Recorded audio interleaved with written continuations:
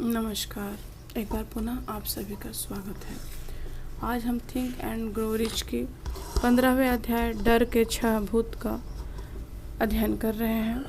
जब आप यह अंतिम अध्याय पढ़ें तो खुद की जांच करें और यह पता लगाएं कि इन भूतों में से कितने आपकी राह में बाधा बने हुए हैं। छठी इंद्रिय तब तक काम नहीं करेगी जब तक यह तीनों शत्रु या इनमें से एक भी आपके दिमाग में हो। इन्हें त्रिमूर्ति के सदस्य के रूप में आप कह सकते हैं। अनिर्णय डर का अंकुर है। जब आप पढ़ें और याद रखें, अनिर्णय शंका को बदलता है, फिर यह दोनों मिल जाते हैं और डर बन जाते हैं। अक्सर यह मिलने की प्रक्रिया धीमी होती है और एक भी कारण मिल गया तो ये तीनों अंकुरित हो जाते हैं। 6 मूलभूत डर हैं। कुछ 6 मूलभूत डर होते हैं जिनकी किसी सामंजस्य के कारण हर इंसान कभी न कभी दुख उठाता है। उनके सबसे आम प्रकट होने के क्रम में है गरीबी का डर, आलोचना का डर, बुरे स्वास्थ्य का डर, प्रेम के बिछोह का डर, बुढ़ापे का डर, मौत का डर। इंसान की अधिक चिंताओं की जड़ में यही होते हैं। बाकी सभी डर कम महत्वपूर्ण है, इसलिए उनको इसमें शामिल नहीं कर रहे हैं। डर मानसिक अवस्था से अधिक कुछ नहीं है। किसी की मानसिक अवस्था को नियंत्रित किया जा सकता है और इसे दिशा भी दी जा सकती है। इंसान तब तक कुछ नहीं बन सकता जब तक कि उसके मन में किसी संवेग के रूप में इनका विचार न आ जाए। इंसान के विचार संवेग तत्काल अपने आप को भौतिक समतुल्यों में परिवर्तित करना शुरू कर देते हैं। हम यहाँ पर उस व्यक्ति के लिए अनंत महत्वपूर्ण आधारशिला रख रहे हैं जो नहीं जानता कि कुछ लोग किस्मत वाले क्यों नजर आते हैं, जबकि उनके बराबर या उनसे अधिक योग्यता, प्रशिक्षण, अनुभव और मानसिक क्षमता के लोग बदकिस्मत के लहर में क्यों डूबते रहते हैं, उतरते रहते हैं। हर इंसान के अपने मस्तिष्क को पूरी तरह नियंत्रण करने की योग्यता होती है और स्पष्ट रूप से इस नियंत्रण के द्वारा हर इंसान अपने मस्तिष्क को उन घुसपैठियों विचार संवेगों के लिए खुला रख सकता है जो दूसरे मस्तिष्क से आ रहे हैं और उन्हें अंदर दाखिल होने की अनुमति दे सकता है या फिर नहीं दे सकता है। प्रकृति ने इंसान को सिर्फ एक ही चीज पर पूरा नियंत्रण दिया है और वह है विचार। अगर यह सच है कि हर तरह के विचार में अपने भौतिक समतुल्य में रूपांतरित होने की प्रवृत्ति होती है, और यह सच है, इसमें संदेह की कोई गुंजाइश नहीं है। विचार ही वस्तु बनते हैं। गरीबी का डर। गरीबी और अमीरी में कोई समझौता नहीं हो सकता। गरीबी और अमीरी की सड़कें विपरीत दिशाओं में जाती हैं। या तो आप गरीब होते हैं या तो आप अमीर होते हैं, आप और कुछ नहीं हो सकते। अगर आप अमीरी मांगते हैं तो उसका निश्चित निर्धारित कीजिए, स्वरूप निर्धारित कीजिए, मात्रा निर्धारित कीजिए, जिससे आप संतुष्ट हो जाएं कि अब आप अमीर हैं। आपको एक पैमाना तैयार करना होगा। इस सड़क को अच्छे से देखना होगा कि ये कहाँ तक है और कितनी चाहिए। अगर आप अपनी मंजिल आने से पहले ही सड़क को छोड़ देते हैं तो आप दोषी हैं और जिम्मेदारी भी आपकी है। इसी तरह स्वीकृति एक ऐसी चीज़ है जिसे जिम्मेदारी स्वीकार करने से नहीं बचा सकते। उस चीज़ को जिसे आप नियंत्रित कर सकते हैं वह है मानसिक अवस्था। मानसिक अवस्था एक ऐसी चीज़ है जिसे आप धारण करते हैं। इसे खरीदा नहीं जा सकता, इसे तो बनाना पड़ता है। सबसे विध्वंसक डर। गरीबी का डर एक मानसिक अवस्था है, परंतु ये किसी भी क्षेत्र में किसी आदमी की उपलब्धि की संभावनाओं को नष्ट करने के लिए पर्याप्त है। यह डर तर्क की शक्ति को निष्क्रिय कर देता है, कल्पना की शक्ति को नष्ट कर देता है, आत्मविश्वास को मार डालता है, उत्साह को कम कर देता है, पहल करने की शक्ति को हतोत्साहित कर देता है, लक्ष्य को अनिश्चित बना देता है, टाल मटोल को प्रोत्साहन देता है, उत्साह को मिटा देता है, आत्मनियंत्रण की संभावना को नष्ट कर देता है, प्रयास की एकाग्रता को नष्ट कर देता है, महत्वाकांक्षा को नष्ट कर देता है, व्यक्तित्व के आकर्षण को खत्म कर देता है, सटीक चिंतन करने की प्रवृत्ति को नष्ट कर देता है, याददाश्त को धुंधला कर देता है, असफलता को आमंत्रित करता है या प्रेम का गला घोट देता है और हृदय के श्रेष्ठ भाव को हत्या कर देता है, मित्रता को हतोत्साहित करता है और सैकड़ों रूप में असफलता को आमंत्रित करता है। इकलौता है गरीबी का डर। आप इससे बाहर निकले, इसके अलावा कोई और उपाय नहीं है। इसमें कोई संदेह नहीं है कि गरीबी का डर 6 मूलभूत डरों में सबसे विध्वंसक है। इसीलिए इसे सबसे ऊपर रखा गया है।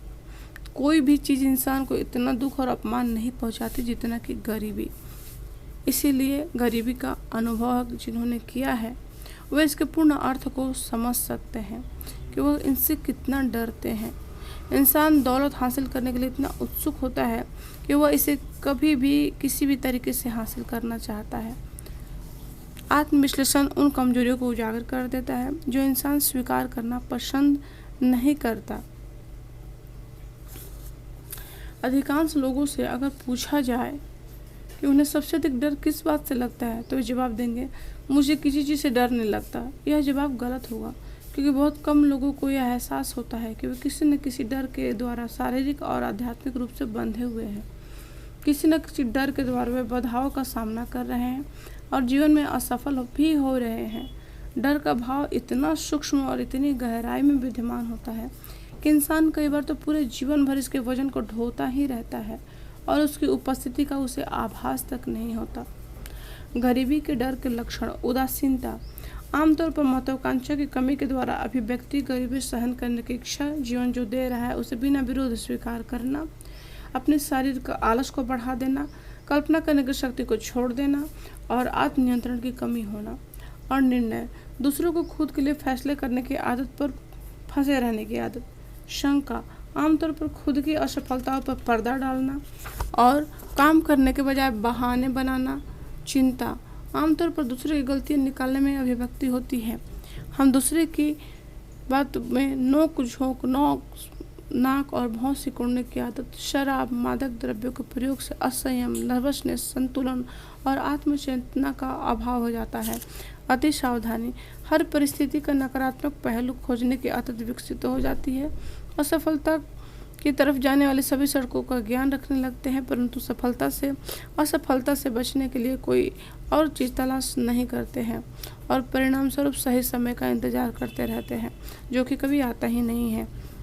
टाल मटोल, वह काम कल पर टालने की आदत जो पिछले साल ही कर लिया जाना चाहिए था, और यह लक्षण अति सावधानी, शंका और चिंता करीबी तौर पर जुड़ा हुआ है।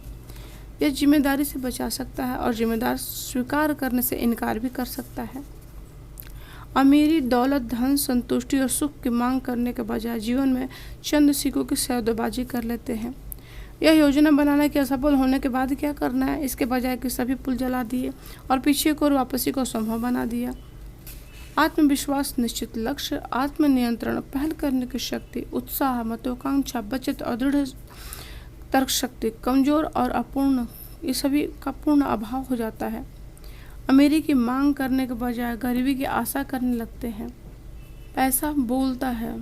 कई लोग पूछते हैं, आपने धन के बारे में पुस्तक क्यों लिखी, अमीरी को सिर्फ डॉलर में क्यों तौला जाए। कुछ लोग विश्वास करते हैं और उनका सोचना है कि अमीरी के कई अन्य रूप हैं, धन से अधिक महत्वपूर्ण है। हाँ, ऐसी भी दौलत होती है जो डॉलर के संदर्भ में नहीं नापी जा सकती, परंतु करोड़ों लोग होंगे, मुझे उतना पैसा दे दो जितनी मुझे ज़रूरत है और बाकी की सारी चीज़ें मैं खुद पालूंगा। धन किस तरह कमा जाए, इस विषय पर मैंने यह पुस्तक लिखी है ताकि आप करोड़ों धन कमा सके। धन केवल धातु का गोल रूप है या कागज़ का टुकड़ा है। दिल और आत्मा के ऐसे कई खजाने हैं जिन्हें धन नहीं खरीद सकता, परंतु अधिकांश कड़के लोग इस बात को ध्यान में नहीं रख सकते और उन्हें इस बात से अपना उत्साह बनाए रखने में मदद नहीं मिलेगी। अगर आदमी कंगाल है और उसको धन चाहिए तो उसे चाहिए और इसलिए धन आवश्यक है, भले ही वो जानता हो कि वह निश्चित रूप से चरित्र, बुद्धि और योग्यता उसके समकक्ष नहीं है। दूसरी तरफ यहाँ तक कि उसके मित्र भी महसूस करते हैं और उसे सुपरिचित है। शायद इसीलिए वो गुजारे की आदत को विकसित कर लेता है और उधार लेना जारी रखता है, परंतु उधार अपने आप में, जबकि कोई व्यक्ति जिंदा रहने के लिए उधार मांग रहा हो, एक निराशाजनक अनुभव है। उस धन को खुद के कमाए हुए धन की वह शक्ति नहीं होती जो उसके उत्साह को वापस ले आए। जाहिर है ये सारी बातें इस बात पर लागू नहीं होती जो निठल्ले और बेशर्म आवारा होते हैं। इतनी ही बुरी स्थिति में महिलाओं को भिन्न होना चाहिए। न जाने क्यों हम यह नहीं सोचते कि महिलाएं भी इतनी कंगाल हो सकती हैं। वे शायद ही कभी किसी के सामने हाथ फैलाती हो, शायद ही कभी भीख मांगती हो और हम उन्हें भीड़ में उन लक्षणों द्वारा नहीं पहचान सकते जिनसे हम किसी पुरुष को स्पष्ट रूप से पहचान सकते हैं। जाहिर है मैं यहाँ पर उन आवारा महिलाओं की बातें नहीं कर रहा हूँ जो आवारा पुरुषों के समान ही है। मैं उन महिलाओं के बारे में बात कर रहा हूँ जो आमतौर पर युवा, सभ्य और बुद्धिमान है। हो सकता है कई महिलाएं होती हों, परंतु उनकी निराशा स्पष्ट रूप से नहीं दिखती है। जब कोई आदमी कंगाल होता है तो खाली बैठकर लंबे समय तक सोच विचार कर सकता है। वो कई मील की यात्रा कर सकता है, किसी आदमी से मिलने जा सकता है, बल्कि महिलाओं को तो नौकरी में पुरुषों के बराबर तनख्वाह भी नहीं मिलती और ना ही उन्हें सामानों को बेचने पर कमीशन मिलता है जिन्हें कोई भी खरीदेगा, बशर्ते उसे सेल्समैन की हालत पर तरस ना आ जाए। इसलिए उन्हें अधिक सशक्त होना चाहिए ताकि वो अपने आप को व्यक्त कर सके और बचा सके। यह सिर्फ धन है जिसने उसके भीतर इतना बड़ा भारी परिवर्तन कर दिया होगा, आत्मसम्मान और उसके जीवन को बचाने के लिए। इसीलिए यह सामान्य स्थिति बहुत ज़रूरी है। आलोचना का डर। लेखक मानता है कि आलोचना का डर इंसान की प्रकृति में न सिर्फ उसका साथ ही इंसान को व्यक्तियों को छीनना चाहता है, बल्कि उसके चरित्र की आलोचना उसके कार्य को ठहराया जाता है। कपड़ों के बुद्धिमान निर्माता आलोचना के इस मूलभूत डर का लाभ उठाने में पीछे नहीं रहते हैं। वो कई स्टाइल और कपड़ों की मानसिकता को बदलने की कोशिश करते रहते हैं। इसी का और इसमें आगे भी है, जैसे कार के निर्माता भी हर मौसम में अपने मॉडल के स्टाइल बदलते हैं। कोई भी आदमी उस कार को चलाना पसंद नहीं करता जो लेटेस्ट स्टाइल की ना हो। यह वह तरीका है जो बता रहे हैं कि लोग आलोचना के डर से प्रभावित हैं। आलोचना सेवा का एक ऐसा प्रकार है जो बहुतायत में पाया जाता है। हर आदमी के पास इसका थोक में स्टॉक होता है जो वह लगातार सप्लाई करता रहता है। वास्तव में यह सबसे बुरी प्रकृति के अपराधों में से एक है जो किसी और के द्वारा किसी और के लिए किया जाता है। आलोचना के डर के लक्षण। यह डर भी लगभग उतना ही शाश्वत है जितना कि गरीबी है। खुद के बारे में परेशान रहना, चर्चा से संकोच करना, अजनबियों से मिलने में संकोच, हाथों और अंगों की अजीब गतिविधियां करना, नजरें चुराना, संतुलन का अभाव, आवाज़ में नियंत्रण की कमी, दूसरों के सामने नर्वसनेस अनुभव करना, गलत मुद्राएं और याददाश्त की कमी। व्यक्तित्व। निर्णय की दृढ़ता का भाव, व्यक्तिगत आकर्षण और विचारों को विश्वासपूर्ण ढंग से व्यक्त करने की योग्यता का न होना। हीन भावना। हीन भावना को छुपाने के लिए खुद के कार्य या शब्दों से खुद को सही ठहराना, गलत है फिर भी उस पर अड़े रहना, कपड़ों, भाषा और मैनर्स के दूसरों की नकल करना। फिजूल खर्ची। अपने पड़ोसियों के बराबरी करने की कोशिश करने की आदत। अपनी ज़िंदगी से अधिक खर्च करने लगते हैं। पहल करने की शक्ति में उन्नति के अवसरों को गले लगाने में असफलता हो जाती है। सुपीरियर्स और प्रतिसालों को गोल मोल जवाब देते हैं। मैनर और भाषा का संकोच हो जाता है। शब्दों और कार्यों में धोखा आ जाता है। महत्वाकांक्षा का अभाव। मानसिक और शारीरिक आलस से कुछ लोगों को पीछा रखने की आदत, निर्णय पर पहुंचने में देरी, बहुत जल्दी किसी से प्रभावित हो जाना और दूसरों के पीठ पीछे उनकी आलोचना करना, चापलूसी करना, बिना विरोध के पराजय को स्वीकार कर लेना, शंका, मैनर्स, भाषा की कूटनीति का अभाव, ये सभी ऐसे गुण हैं जो आपको पीछे ढकेल देते हैं। बुरे स्वास्थ्य का डर। अगर आप स्वास्थ्य पर ध्यान दें तो बुरे स्वास्थ्य का डर ही गायब हो जाए, पर लोग मृत्यु के डर से बहुत जुड़े हुए हैं, बहुत करीबी, भयानक संसार की सीमा के करीब, और यह बहुत सारी कहानियों में दर्दनाक रूप से सुनाई भी जाती है जिससे वे और डरे हुए होते हैं। एक प्रसिद्ध डॉक्टर का अनुमान है कि डॉक्टरों के पास आने वाले 75% लोग दरअसल हाइपोकॉन्ड्रिया के शिकार होते हैं, यानी उनकी बीमारी काल्पनिक होती है। यह सिद्ध किया जा चुका है कि किसी बीमारी का डर, चाहे वो कोई भी हो, शारीरिक लक्षण उभार सकता है आपके बॉडी के अंदर। अगर वह बीमारी आपके मस्तिष्क में है तो वह आपके शरीर पर अवश्य होगी। मानव मस्तिष्क कितना शक्तिशाली है आप इसे समझ सकते हैं। इसलिए मस्तिष्क में अच्छे बीजों को बोएं और अच्छी बातों को ही सोचें। अगर बुरी चीज़ें भी शरीर पर आ सकती हैं तो सोचिए अच्छी चीज़ें भी वो शरीर पर प्रकट कर सकता है। और कुछ साल पहले प्रयोगों में यह साबित हो चुका है कि लोगों को सुझाव के द्वारा बीमार किया जा सकता है। जब किसी को बार बार कहा जाए कि तुम अस्वस्थ हो, तुम बीमार लग रहे हो, तो निश्चित वह एक समय के बाद बीमार ही खुद को महसूस करने लगेगा। इसलिए अगर उसने पलट के जवाब दिया, अरे नहीं मैं तो ठीक हूँ, मैं बुरी तरह बीमार नहीं हूँ, परंतु मुझे बुरा अनुभव हो रहा है क्योंकि उसे बार बार बीमारी का सुझाव दिया गया है, इसलिए आत्म सुझाव खुद को हीलिंग करते रहें और अच्छे सुझाव देते रहें। इस बात के प्रबल प्रमाण है कि बीमारी कई बार नकारात्मक विचारों के संयोग के रूप में प्रकट होती है, इसीलिए सकारात्मक विचारों को प्राथमिकता दें।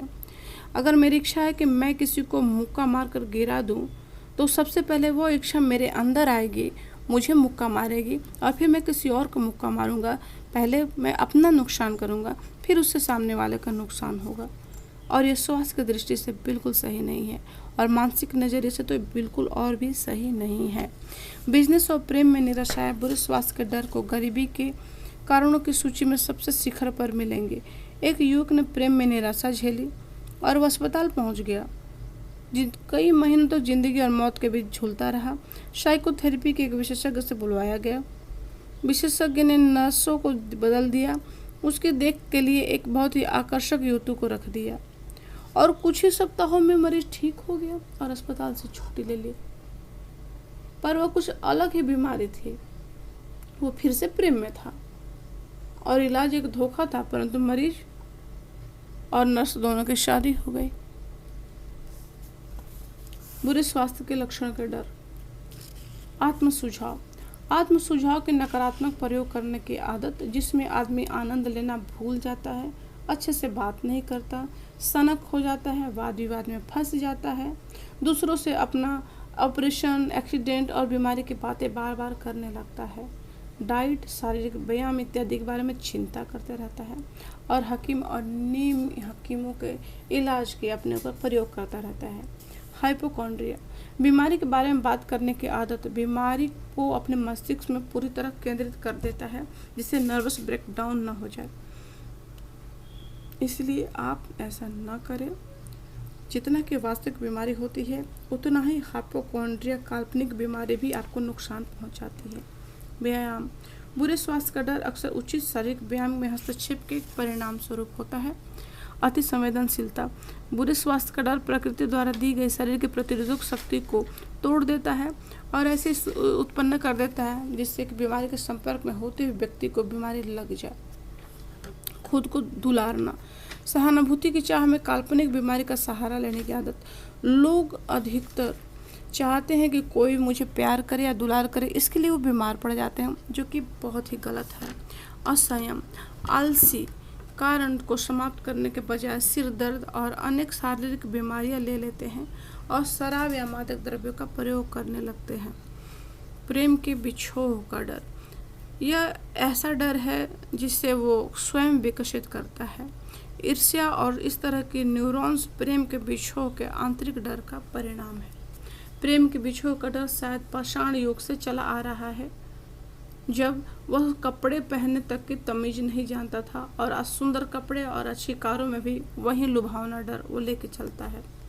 प्रेम के बिछोह के डर के लक्षण। ईर्ष्या, दोस्तों और परिजनों के प्रति शंका की आदत बन जाती है और पर्याप्त तार्किक प्रमाण नहीं होते हुए भी वो ऐसा कुछ करने लगते हैं जिनसे उनकी आस्था कमजोर हो जाती है।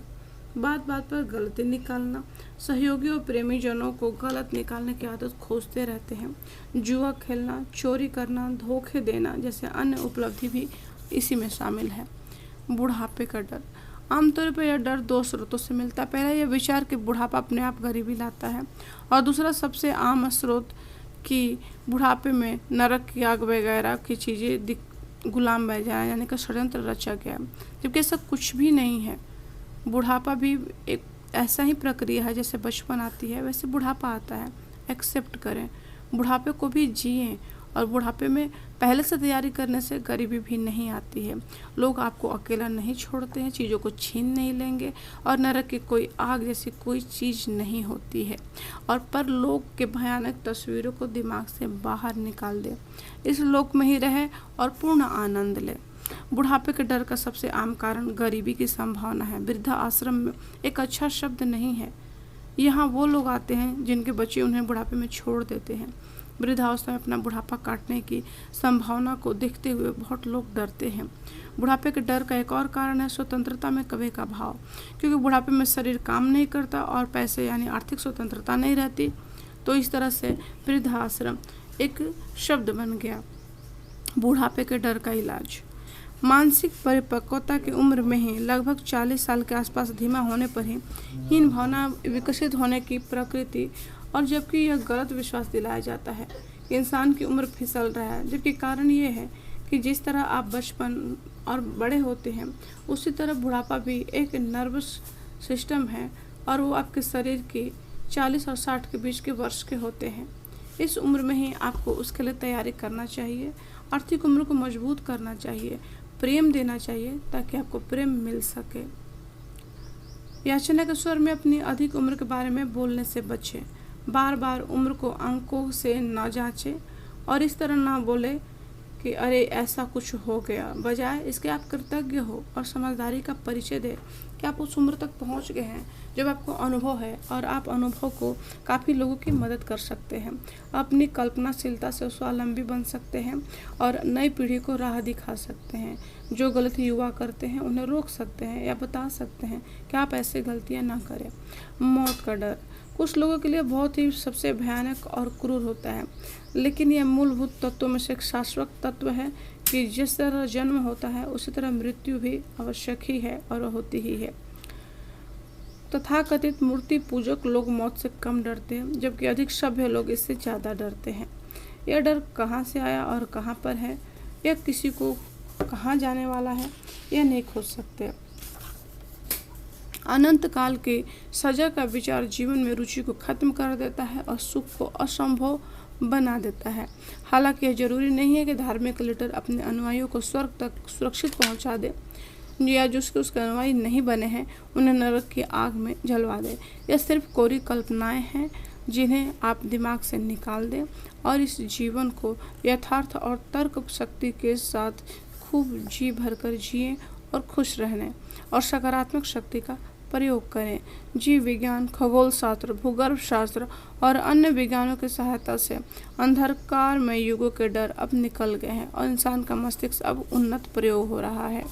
यह जीवन कुछ है, कुछ तो है, तो यह ऊर्जा है और यदि ऊर्जा और पदार्थ को नष्ट नहीं किया जा सकता और यह बात तय है तो जीवन को भी नष्ट नहीं किया जा सकता। यह प्रक्रियाओं से गुजरता है परंतु इसे नष्ट नहीं किया जाता। मौत सिर्फ रूप परिवर्तन करती है और यह रूप परिवर्तन नहीं है तो मौत के बाद कुछ नहीं है सिवाय एक लंबी, अनंत और शांत निद्रा के। निद्रा में कैसा डर? आप हमेशा के लिए मौत के डर को अपने मस्तिष्क से निकाल दें। बूढ़ी चिंता। चिंता डर का आधारित एक मानसिक अवस्था है। यह धीमे काम करती है परंतु यह लगातार काम करती है। इंसान की तर्क शक्ति को पूरी तरह से खोखला कर देती है, इसलिए आप इससे बाहर निकाल दें। असंतुलित मस्तिष्क असहाय होता है और निर्णय से मस्तिष्क असंतुलित होता है। जब हम किसी निर्णय पर पहुंच जाते हैं, हम तय कर लेते हैं कि हमें क्या करने जा रहे हैं और इस बारे में चिंता नहीं करते, तो वह हमें एक ऐसी शक्ति देती है कि हम मृत्यु के मुंह से भी बाहर निकल आते हैं। आपकी सकारात्मक शक्ति बहुत बड़ी चीज़ है, वो आपको भारी से भारी चीज़ से भी बाहर निकाल लाती है। नकारात्मक शक्ति आपको ओछा और छोटा महसूस करवाती है, इसलिए आप उससे दूर ही रहें। 6 मूलभूत डर और निर्णय के द्वारा आपने सभी रूपों को समझ लिया है। इसलिए एक और डर है विनाशकारी चिंतन का संकट। जब मस्तिष्क के दूसरे मस्तिष्क में जाने का डर उतनी जल्दी निश्चितता जितनी से इंसान की आवाज़ ब्रॉडकास्टिंग स्टेशन रेडियो तक पहुंचती है, उतनी ही तेज़ी से विचारों को व्यक्त करता है, शब्दों के परिणाम को निश्चित रूप से अनुभव करता है और उसकी प्रतिक्रिया को देखता भी है और यह उसके किक बैंक की तरह काम करती है। जीवन में आपका उद्देश्य सफलता हासिल करना है। सफल होने के लिए आपको मन की शांति, जीवन के भौतिक आवश्यकताओं की प्राप्ति और सबसे बढ़कर सुख हासिल करने की आवश्यकता है। आप अपने जीवन में सुख को जगह दें, आप जिम्मेदारी उठाएं, उन्हें पूरा करें। अपने भाग्य के निर्माता आप स्वयं हैं। आप अपने विचारों को नियंत्रित करने की शक्ति प्राप्त करें। सकारात्मक विचारों को आप अपने अंदर ग्रहण करें और विराट समुद्र को आप ईश्वर के भरोसे छोड़कर नहीं जा सकते। ईश्वर पे भरोसा करें और थपेड़ों को खाते हुए समुद्र के लहरों को लकड़ी का टुकड़ा जो है विश्वास के उसके लेते हुए इसे पार करें। अपने आप को नकारात्मक बातों से हमेशा बचा कर रखें। नकारात्मक बातें आपके मस्तिष्क से नहीं आपके शरीर पर भी काफ़ी विपरीत प्रभाव डालती है।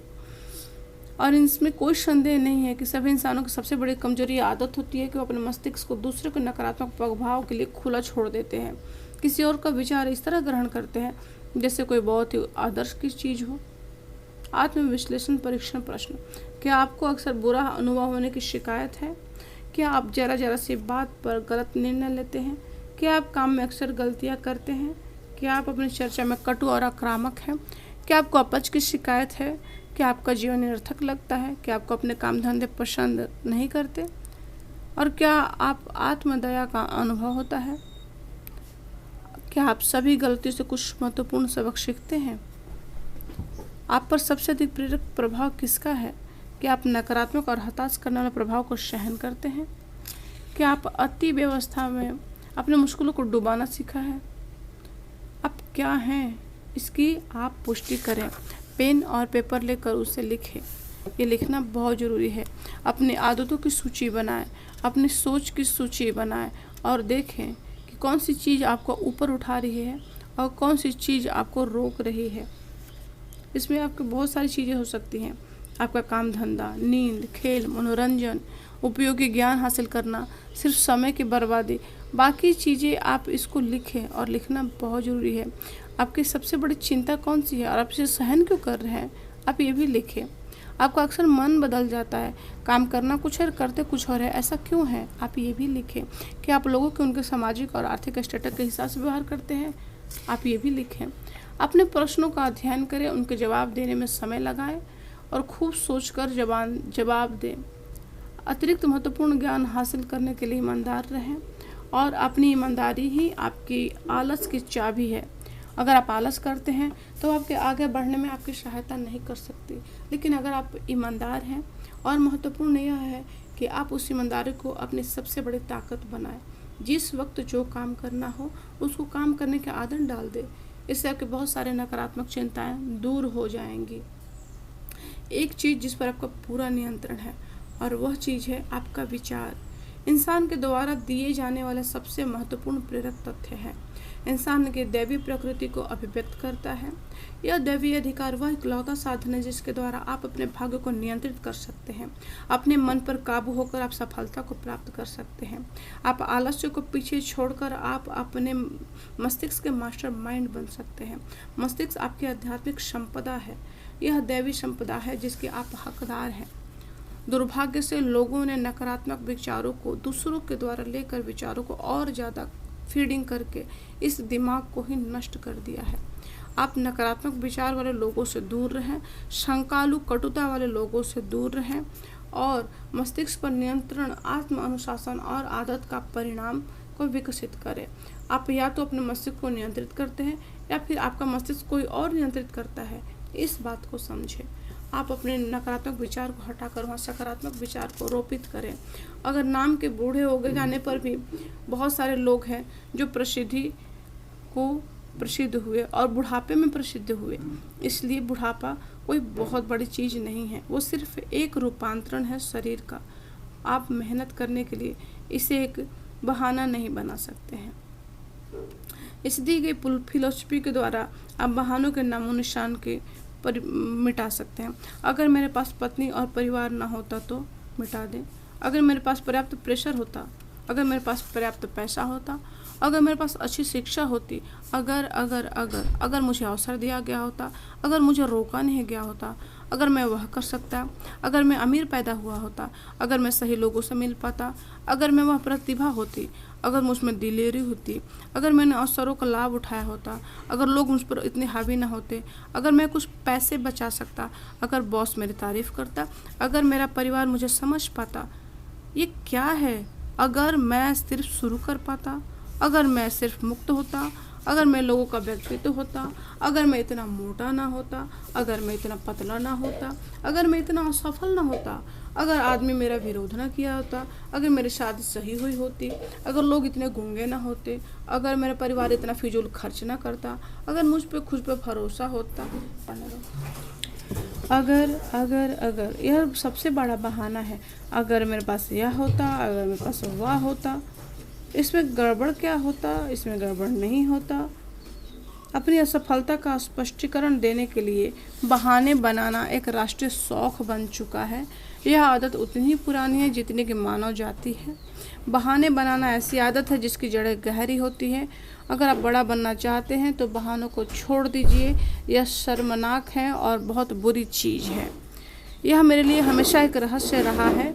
अल्बर्ट हबार्ड ने कहा कि लोग अपनी कमजोरियों को छुपाने के लिए बहाने बनाकर खुद को जानबूझकर धोखा देने में इतना अधिक समय क्यों बर्बाद करते हैं। अगर इतना समय वो जीवन के रहस्य को समझने में और अपने आप को खड़ा करने में लगा देते तो वो सफल हो जाते। क्यों लोग अपने अनिर्णय की स्थिति को बर्दाश्त नहीं कर पाते? क्यों उन्हें स्वीकार करके तार्किक क्षमता क्यों नहीं ले आते? मास्टर चाबी अमूर्त है परंतु यह शक्तिशाली है। यह आपके अपने मस्तिष्क में अमेरिका के एक निश्चित स्वरूप को प्रबल इच्छा को रचने का अधिकार रखती है। इस चाबी के प्रयोग के लिए किसी सजा का प्रावधान नहीं है। आप यह पूरी अच्छी कीमत के साथ चुका सकते हैं और यह कीमत है असफलता। उसको खुद से दूर कर दे। जिन्होंने खुद को जीत लिया है, जो जीवन में देने को विवश है, जो वे चाहते हैं, पुरस्कार इतना बड़ा है कि आपको प्रयास करना चाहिए। क्या आप शुरुआत करेंगे? क्या आपको इस बात पर भरोसा है? अगर हम जुड़े हुए हैं, अगर इमर्शन ने कहा, तो हम मिलेंगे। अंत में मैं आपके विचारों को उधार लेकर यही कहूँगा, अगर हम जुड़े हुए हैं तो हम इस पुस्तक के माध्यम से मिल चुके हैं। नेपोलियन हिल द्वारा यह किताब 1883 से 70 के बीच में इस पुस्तक की शैली के रूप में जनक माना जाता है। इस पुस्तक ने बहुत सारे सफलताओं को और सफल लोगों को लोकप्रिय बनाया, उन्हें सही रास्ता दिखाया। उन्होंने नेपोलियन हिल फाउंडेशन की स्थापना की ताकि लोगों को स्वयं को उनकी शिक्षा को और मार्गदर्शन का अनुरूप अनंत उन्नति प्राप्त हो सके और मदद मिल सके। हमें सुनने के लिए आप सभी का बहुत बहुत आभार। Thank you.